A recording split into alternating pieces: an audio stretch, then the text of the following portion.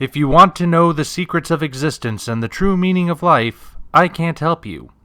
But if you want some book recommendations, why not try reading the ones I wrote? If you're a fan of giant monster mayhem and anime weirdness, why not try Operation Red Dragon: The Daikaiju Wars Part 1? If horror is more your style, you can't go wrong with The Occult Mafia.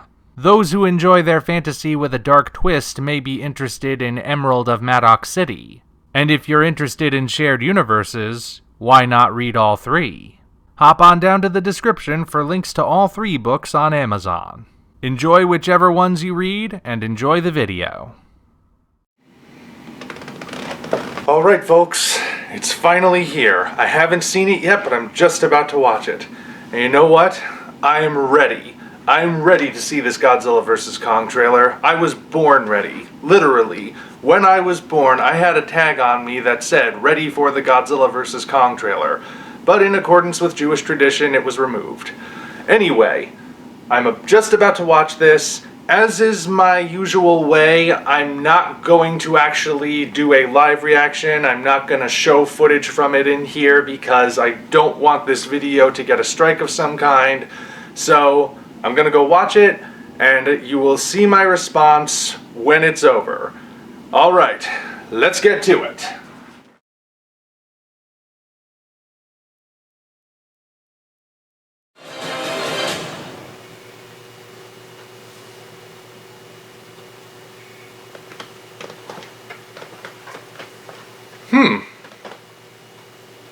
You know, I think I need to see it again. Hang on.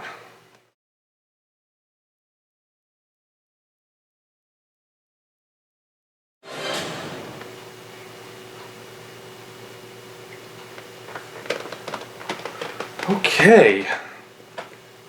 Where to begin?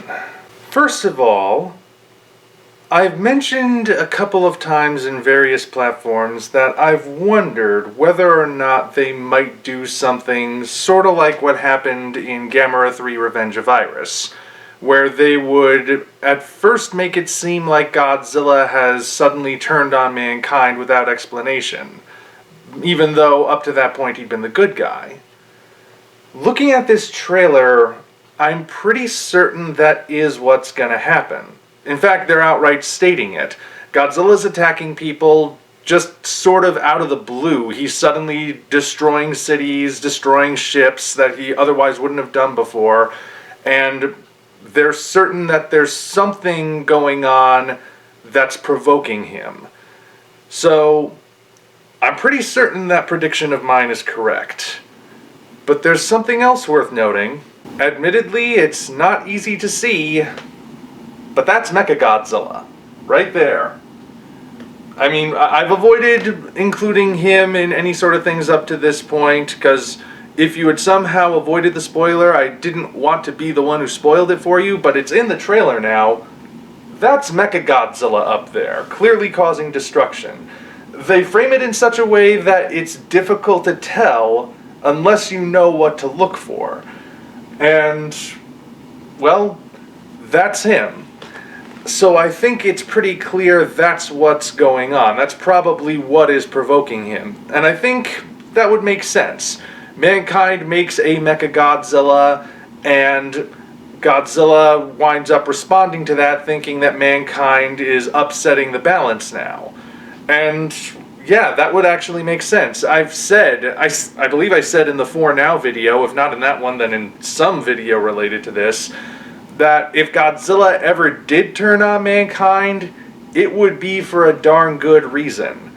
Because Godzilla is the one who is right so far in these movies. So Mechagodzilla would certainly be the thing that might push him over the edge and think, okay, humanity has crossed the line. We used to share a bond, clearly you don't respect that anymore, you're gonna get what's coming to you. But interestingly, that leaves Kong in the position of the one monster who's going to stop him. Or does it? You may recall that according to what we've seen up to this point, there are two organizations now. There's Monarch, who we've been following from the beginning, and then there's Apex. And we don't necessarily know what role Apex plays, but theoretically speaking, it would make sense to say they're probably not partnered with Monarch. So, which organization is the one that's taking Kong off the island? And which one is provoking Godzilla? I don't think Monarch is provoking Godzilla, certainly not. But if Apex is the one doing it, then what's their motivation? Or, if Apex is the one bringing Kong off of Skull Island to deal with Godzilla, are they right to do so? There are still a lot of questions we don't have answered. But, well, this is clearly going to be one of the major things looming over the film. Also, let's see how long it takes for people to once again start lamenting the fact that the battles are taking place at night again. Does it really matter that much? We also got to see the war bats in action. That's pretty cool. And yes, I said war bats. There's clearly more than one here. Looks like this is what the Hollow Earth is, and it's gonna be teeming with flying snakes and skull crawlers. That's gonna be something. So, yeah, we only get this much of a view of them, and I think we also see something that might be Camazotz, the bat creature that we see in the prequel comic, or it might be something else. We don't know at this point. Just a shot of something that looks like a huge bat. And it's not a war bat. It's an actual bat. But there's a sky, interestingly enough. If this is the Hollow Earth, it's odd that there's a sky. Then again, we could be looking at sort of an Edgar Rice Burroughs Pellucidar sort of thing, where you have a sun at the center, and eventually it's going to sort of, well, it's hard to explain Pellucidar just off the top of your head, but if this is the Hollow Earth, it's looking interesting so far, kind of what I would expect, but also some things that are unexpected.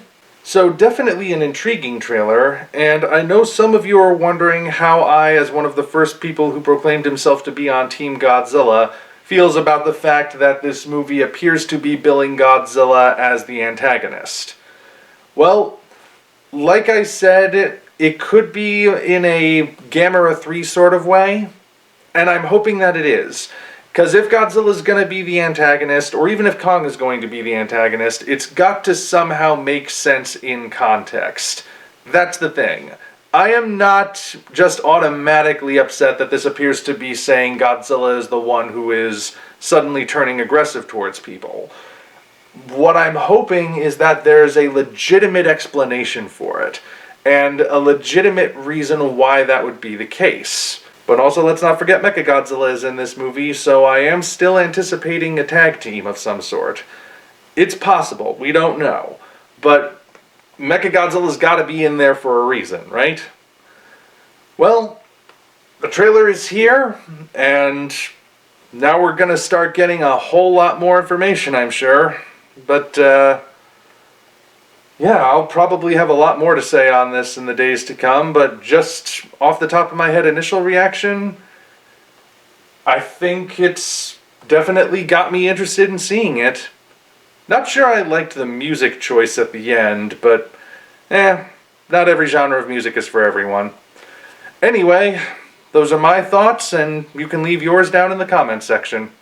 Until such time as we meet again, this is the Omni Viewer signing off. If you enjoyed what you just saw, hop on down to the description for links to Patreon, DeviantArt, and all of our social media, as well as links for Operation Red Dragon, The Daikaiju Wars Part 1, The Occult Mafia, and Emerald of Maddox City, 3 original novels I think you'll really enjoy. Thank you all, and we appreciate your support.